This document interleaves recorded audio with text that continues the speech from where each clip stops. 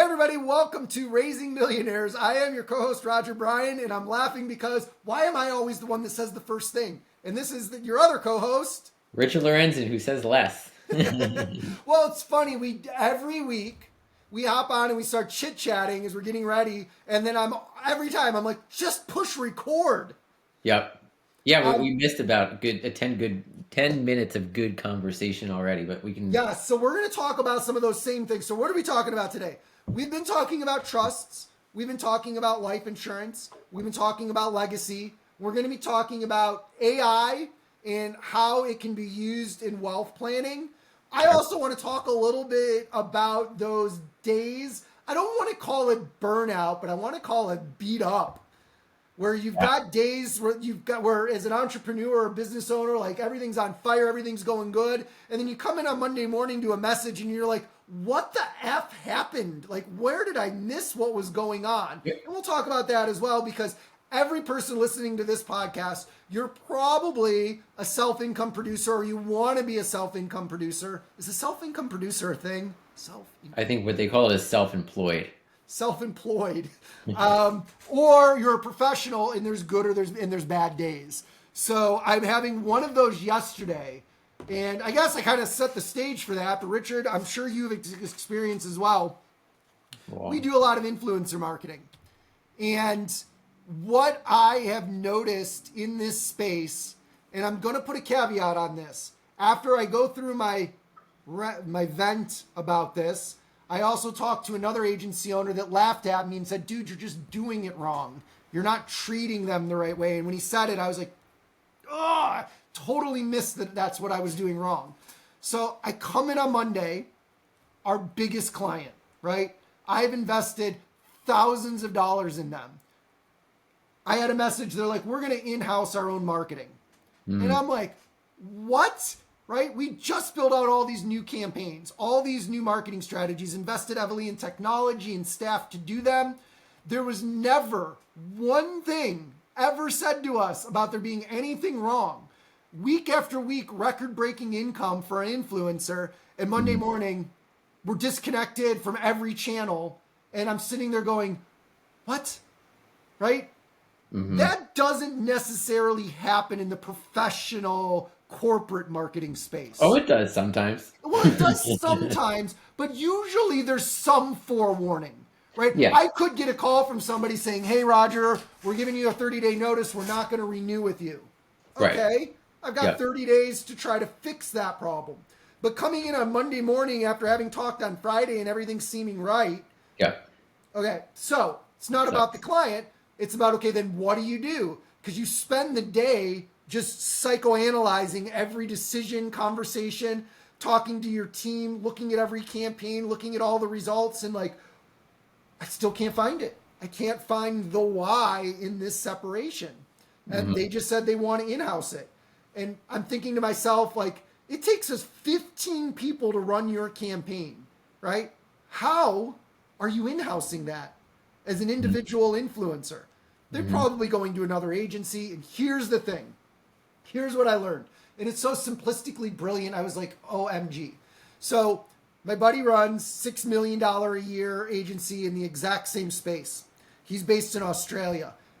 I'm like, dude, I have got this terrible retention problem, right? I just lost my biggest creator out of nowhere. And his response was, well, he's like, you're not working with marketing clients, right? They don't actually care about the results. What are you doing to spoil them? He's like, they're influencers. Are you renting them cars? Are you sending them on trips? Are you getting them photo shoots? Are you getting them content houses where they can go and create content? I'm like, huh? He's like, yeah, you've got to treat them like children and spoil them if you want to keep them happy. Because the money's, at some point they're making so much, at that point they're making so much money that it becomes irrelevant. Making more is not what they're looking for. They're looking to be treated with an experience.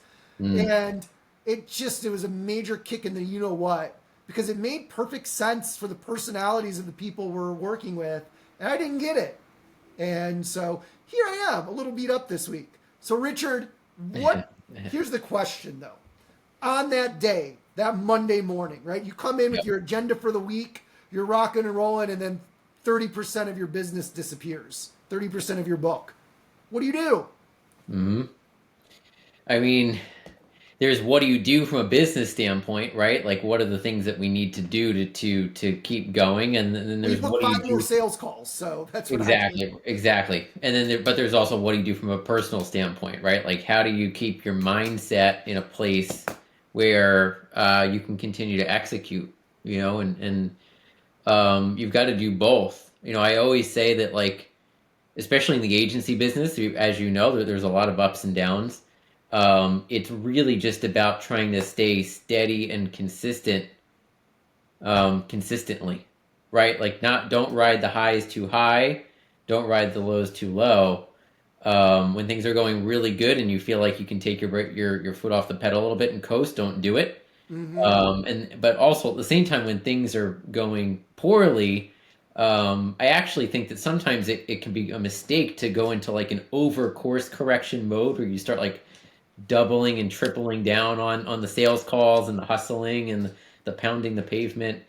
Um, because really, if you're just doing the right things consistently every day over a long period of Doesn't make as time, big a the difference. ups and downs all kind of level out and average out over the long term. And so it really just becomes a mental game of not allowing, not allowing the low points to kind of, disrupt your mental state. Yeah, and when I look at this situation and I look at it from an execution, operational, and goal perspective, right? In March, we hit a monthly MRR number that hit like stage 1 goal for scaling the company. But Okay. there was some friction in it. So we spent a couple months kind of going sideways with that to kind of try to make things better. And so Mhm. we stopped the aggressive scaling to build out better infrastructure. I mean, you have, as a business, you got to constantly be building out your infrastructure, improving the experience. But I think that I allowed too much effort to be put on that and too little on sales. Mhm. So I didn't stay consistent. We went like this, and then we're going to go like this, to go like that, to go like that. I mean, it is what it is. I just thought it's like we all experience it. We all experience it. Yep. It's hard to fight the urge, especially when you have a couple of good months and your pipeline's full. It sometimes can get hard to fight the urge to not let off the gas a little bit because the pipeline is full. Um, but you don't want to have to triple the amount of sales calls you're doing when you hit a tough spot. But you also don't want to take the foot off the gas too much when things are good. I mean, that's kind of if you do that and stay consistent, like I think that's one of the things we've done really well in our agency, um, and after a while, I feel like you just also kind of get used to rolling with the punches. Mm-hmm. Like there you have these weird periods where you lose clients, and then you have these periods where clients are just seemingly coming out of the sky, and you're just closing deals becomes easy. Um, it's just one of those things. Uh, No, it is, and yeah, the day that it happens, it's still. oh yeah, I feel it sometimes when you lose a big client like that. Um, it can all of a sudden you become more paranoid and you start looking at all the other clients and you're like, well, who's going to be the next one to drop? So Well, like you start trying to shore up all the other accounts to and make sure that you're over delivering on all the other accounts because you become a lot more paranoid. Um, and that's a mental trap in and of itself. I think that you can no, fall. it is, and I think fall. often, especially when you're in flow, no one client typically is 10% of overall revenue. But if you Sure. scale an individual client fast, and we work on commission, right, that number can skew. Yep. So there's no shortage of clients that are doing a third of what that person was doing. So adding 3 more clients to replace it to get back to where you were, it's really the only option because then you take them on and then you double, triple them. So it is what it is. All Hmm. right. There was my vent for the call because it kind of led into that. That was my week. Today's only Yep. Tuesday, right? And the thing about that too, with losing some of those clients, is that like you go through like all the conversations and the processes and the deliverables to see like where things might have gone off the rails, and sometimes there you will find like sometimes we do find like mistakes that we made or things we could have done better, or like signs in the communications with the client. But sometimes even when the client tells you it's you, sometimes it's actually not you. Yep, You know, yep. like sometimes there are a lot of other things going on, whether it's an individual client or it's a client that's a company.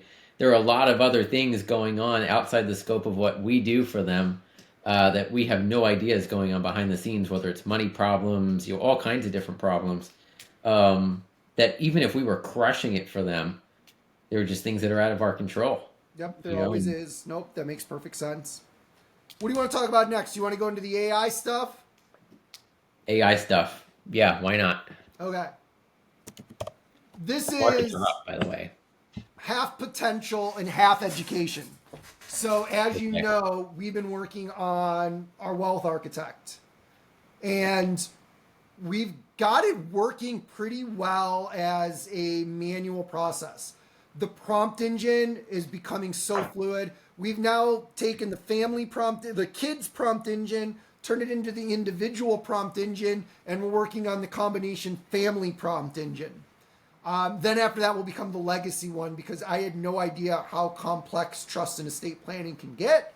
But now I'm like working on the infrastructure side of things and looking at the different technology platforms that like takes 1, 2, 3, 4, 5, 6, 7, 8, 9, 10, 11 tools to Mm-hmm. build a scalable SaaS platform Mm. using this low code tools, Mm. right? You could hire a developer and be down to 2 or 3 tools and have this massive build. But it's funny, a lot of these low code, no code tools,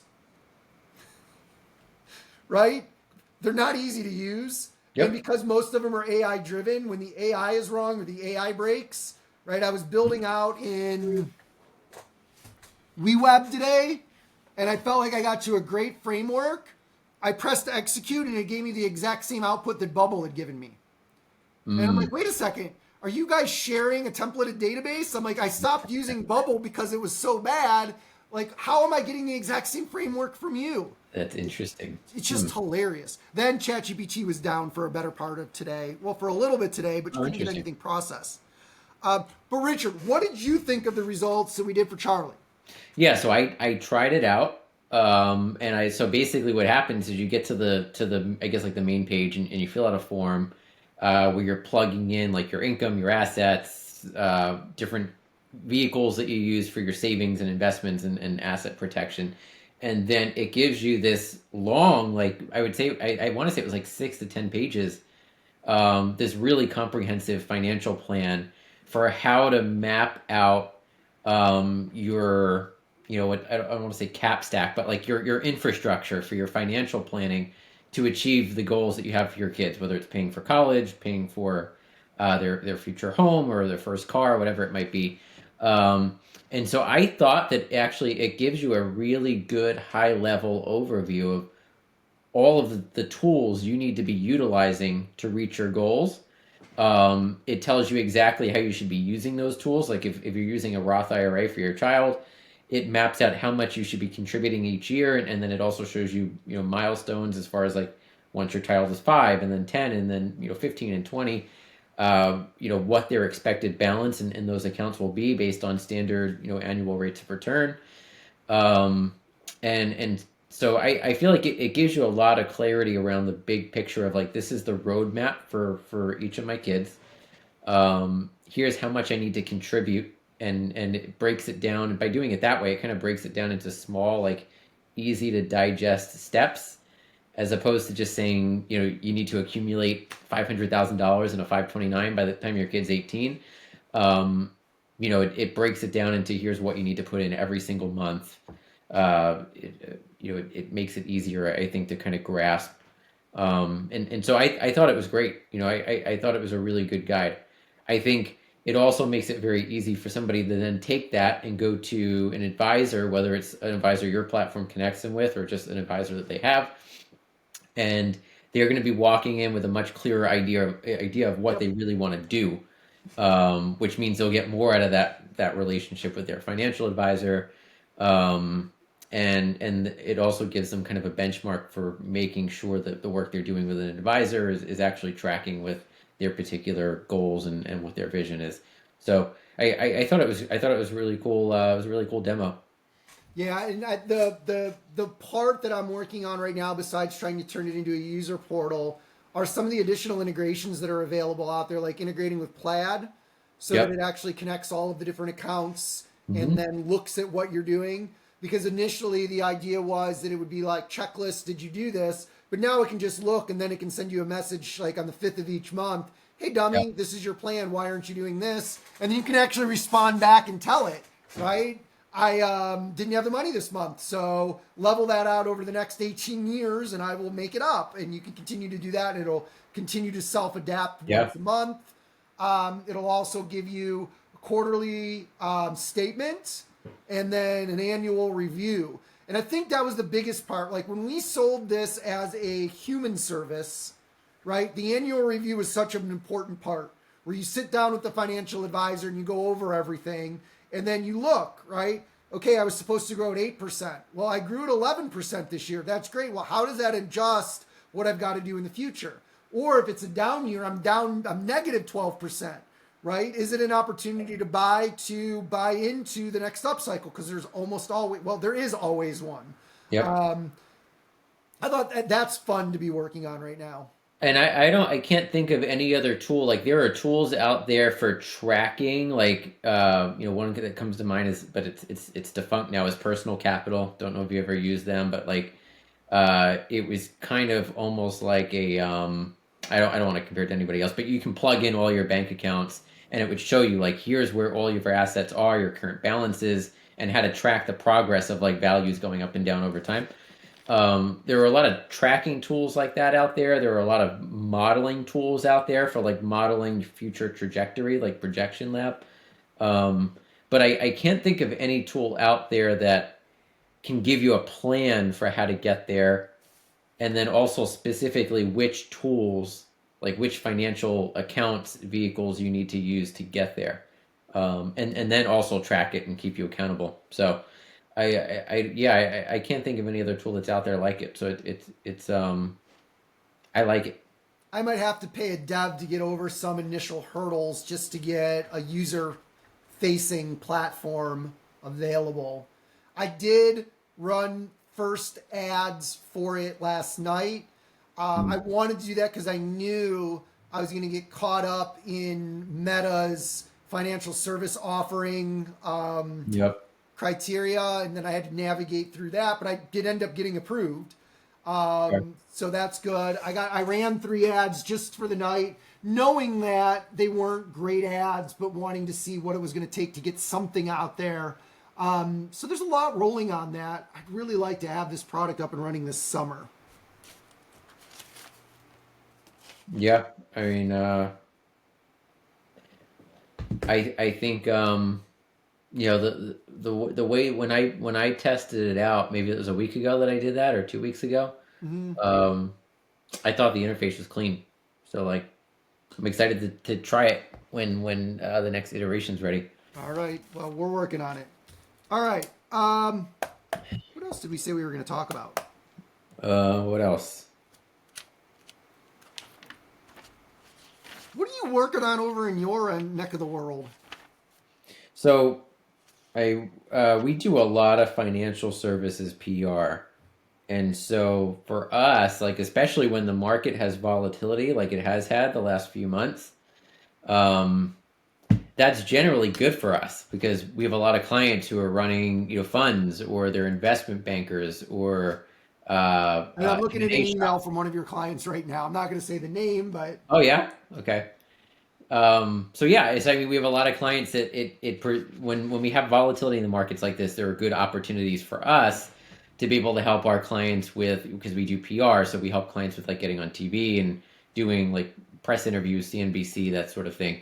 Um, we're generally busy in times when markets are volatile. So there's that. I feel like there's more optimism in the economy again than there was even just a month or two ago. Maybe because of some of the tariff uncertainty has settled down a little bit. Um, Markets have been stronger than they were back in April, so we're seeing more confidence too. I think from decision makers. Um, so yeah, I mean, I'm feeling pretty good about we're heading into Q3, I guess, next month. I'm feeling pretty good about the second half of Jesus, the we year, are. Wow. right? Like, so it's weird. It's crazy to think about how fast the year is going, but we are halfway through 2025.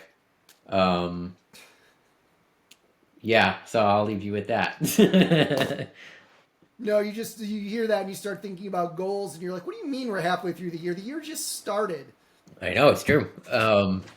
Yeah, we are now heading into the back half of 2025. So like it's a good reminder for everybody to also think about like, reassessing where you're at in the year in your business, um, and whether or not you're on track to hit some of the goals that you've set for this year.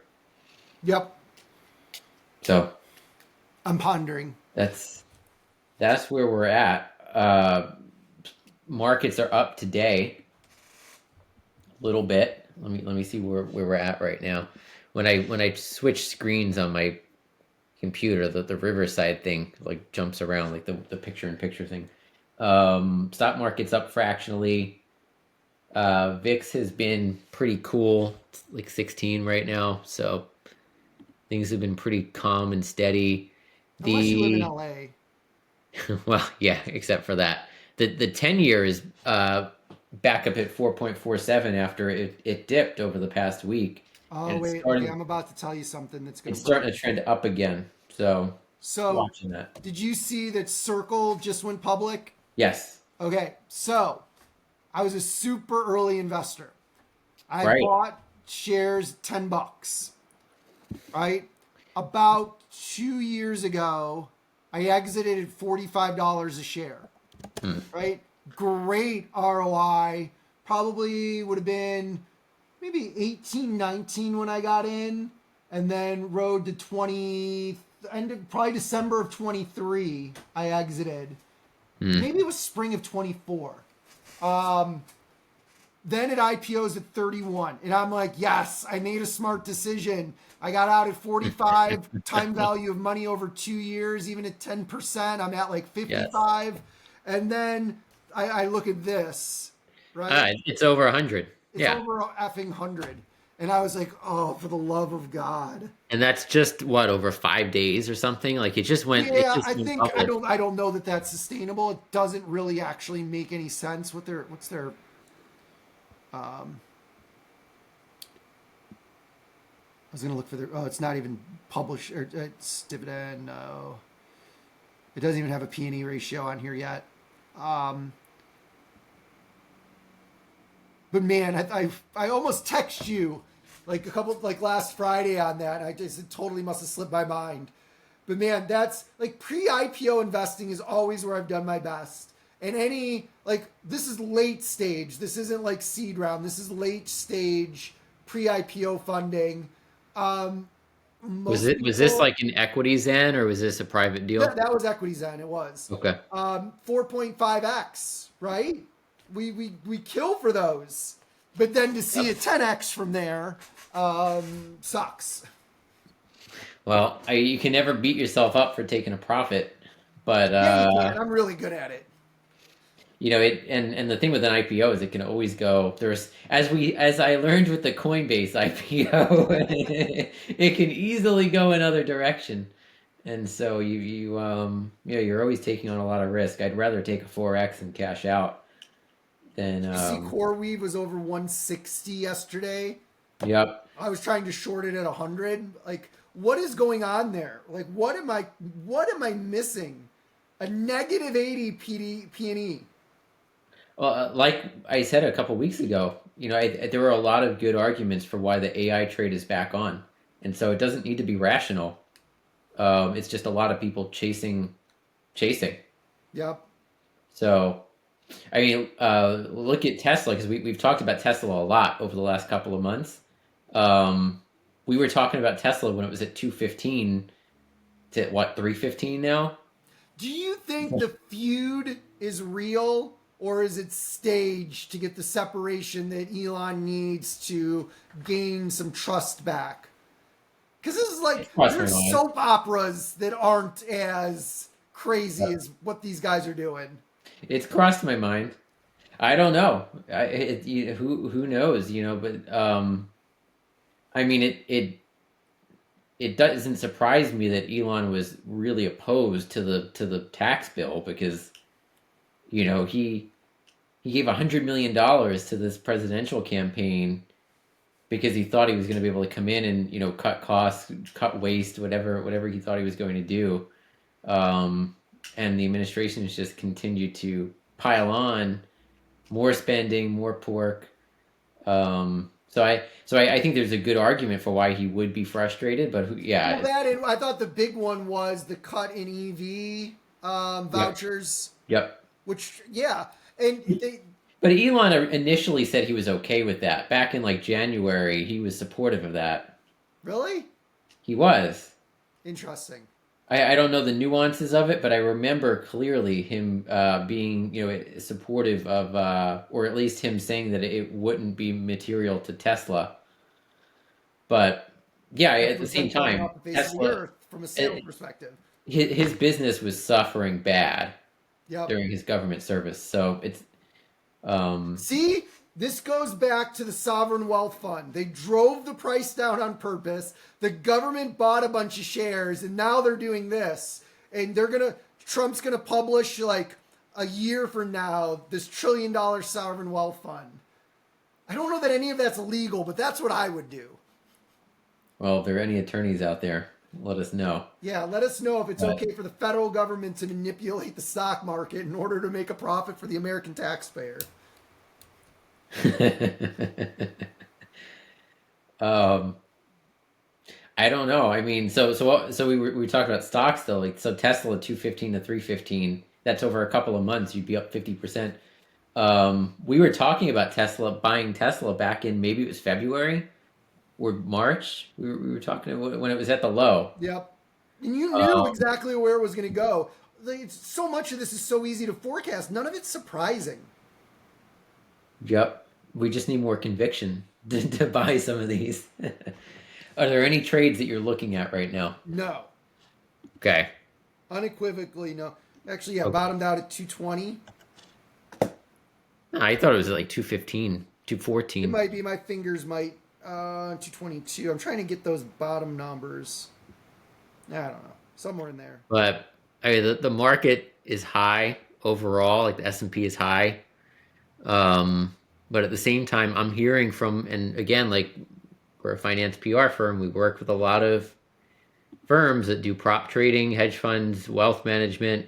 I'm hearing from a bunch of them that they are tapering back on their hedges on the macro market because they think that we're heading for another decent leg up.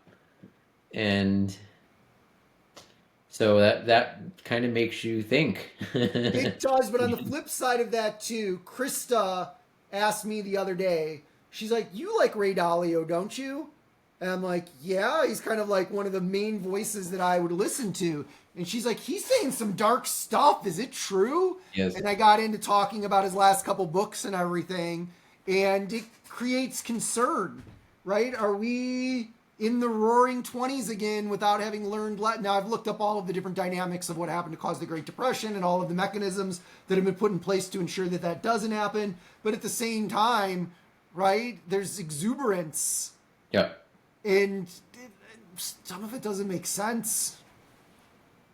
I don't You know, have to look maybe at I'm a born bear. maybe, but you got to look at the fundamentals too, and what are the catalysts? I get that the tariff situation has improved a little bit, or a lot of it, maybe depending on the mood that the administration wakes up in. Uh, but other than that, and the job number that came out, I think last week was strong as well. It was really strong. So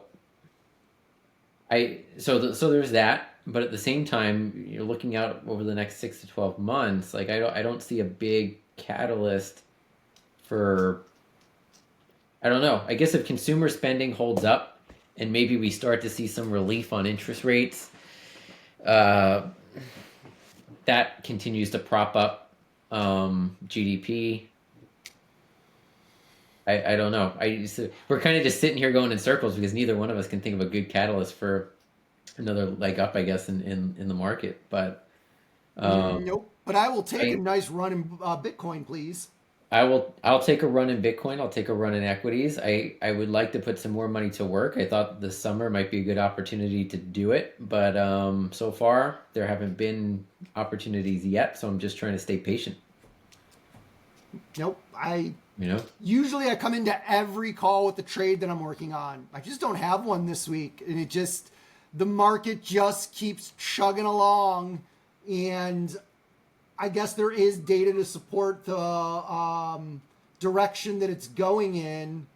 It just something seems off to me that I can't figure out how to trade against. So Yep. What that's just about me. real estate? Huh? Real estate. Well, everything back to the wealth architect, right? Everything's about lead gen, right? How do you build an audience around something, a book, a product, so that like Grant Cardone didn't build a $4 billion fund by launching a fund, right? He built True. it by having these huge, massive events, building this huge 10x brand, and having all Yep. these people in his ecosystem so that, oh, by the way, I now run a fund. Yep. Here, Absolutely. 13,000 investors, come on in. Let's build a $4 billion fund together. So at least Absolutely. that's the way that I look at it, right? Yeah, well, you need an audience. That goes for selling any product, right? A fund Yep. is just like any other product. And so you need an audience to sell it to. You need trust with that audience. And so for an example like Cardone, like he's got a massive audience. Um, Oh, what he was spent a lot that? of time nurturing it. Where did I read this? We can close with one more discussion. Where'd it go? Okay, this is interesting. With AI, with crypto, with younger generations, the concept of a completely trustless society, right? Where the information that's being presented and consumed is not coming from an individual, it's coming from a machine, right? Right. At least when you had Google search, you were going to a website associated with the brand, and then you could decide on the credibility of that brand relative to the information that you're consuming. You could consider its left or right leaning. Like if you listen to NPR, you know you're going to have a left leaning style of information. If you're reading the Washington Post, you're knowing it may be filtered by Bezos or other elements inside of that. AI, you don't have that anymore. Crypto is a non-refundable society. More and more transactions are done in that, especially on a worldwide basis, if not in the United States. The trustless economy is being thrust upon us, and I don't think that many companies are changing their content or marketing strategy to match that, right? Blog posts are not getting found anymore. People are going to AI for the information. Your information may be in there, and sometimes it might be cited if you're giving the proper Yep. context. Well, Snippet that's to it. becoming an industry in and of I hear a lot of SEO agencies talking about specifically optimizing for AI and being found in AI. So Oh yeah, I found a that's solution becoming to a that too. You priority. can create an agent that runs in a loop, and Hmm. it just continues to search for things specific to your brand. And Mm. then inside of that algorithm, it does not seem like they've done any disbursement, right? No IP Yep. configuration or account configuration. It's just volume, it's basic. So if you want to have your information found in AI, set up a bot to search for specific information 5,000 times a day, pay for the API credits across multiple agents and multiple buckets, and there you're going to be. Yep. Don't know how long that's going to last, but it's right there in front of us. Hmm. But the concept behind it is that content marketing, email marketing, so much of this stuff now it still works. It does. But when AI is writing the emails and AI is responding to the emails and AI is writing the LinkedIn messages and AI is responding to the LinkedIn messages, when AI is applying to the jobs and AI is replying to the applications, right?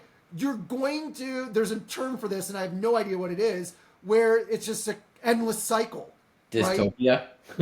What's that? Dystopia. Dystopia? Oh, what was that movie? Megan. Idiocy. I just thought it was a brilliant. I saw a LinkedIn Yeah. post, and then I talked to. I don't not him. There was Chris Windich. And dude, the psychology behind all of that and the theory. I've been a LinkedIn connection with the guy for years, just randomly decided to respond to one of his messages, and we chatted for like an hour. And when I got off the phone, I'm like, wow, I know less about marketing an hour later than I did from 27 years of experience. And he made me nervous about how a lot of things that are working, or how things are going to be working. Now, maybe he's a doomsdayer, but it all made sense. The trustless society, trustless economy. Not just trustless, but basically humanless is what you're describing. So, In part, right? As of right now, the human still has to decide on the final transaction, but the information that they're consuming to lead to a decision, they don't trust it anymore. They trust nothing. They don't trust the government, which who has for the last 50 years. They don't trust the news. They haven't since what's his name at Fox News completely changed the way that content is disseminated. They don't trust what they're searching for because it's all brandless, nameless AI information anymore. Like, what do you trust? How do you become the trusted source? You build a brand on social media and you have influence. You become Grant Cardone. yep. Except Yeah. maybe a little less douchey. Well, it speaks to that, but also it speaks to just beyond that, like what you're describing is all the interactions are taking place without a human in the loop at all, right? And so um, here's a curveball just to throw another grenade into the conversation. Universal basic income is a topic that a lot of these AI futurists come back to because the premise is basically if AI displaces a lot of these jobs, um, it creates a viable pathway for something like a universal basic income, which has traditionally been like a left side thing narrative, but now in the tech industry, you're hearing a lot of people from all different sides of the aisle talk about it being a viable system for the future if we do want to. I don't even know how to describe it, but if robots start doing everything. Yeah, no, and I've seen that argument for a long time. I've always wondered about like what those tech people are trying to get us to think about letting them do things because of the potential of that. But then I keep seeing this post all over the place that the first $1 billion company with one employee will happen in the next 2 to 4 years because of AI. Has there even been a $100 million company with one employee? I don't know. But if you think about it and you think about universal basic income, if people can create $1 billion companies with no staff whatsoever, what does that mean about the employment economy? Right. Right.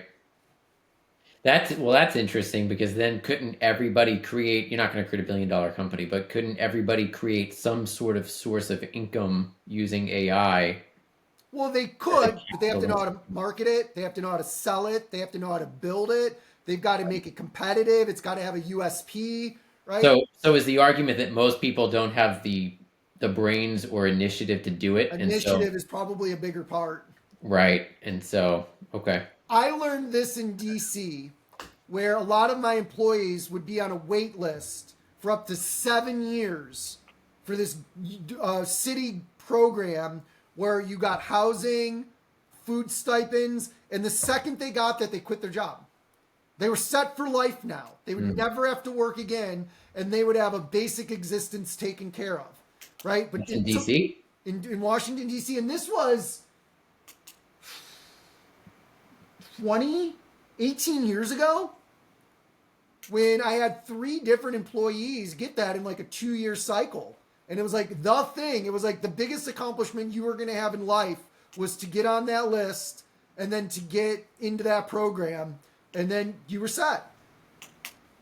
What's the goal of that program? Is that interesting? Like in New York City, we have like public housing, for example, and we have obviously like food stamps is federal.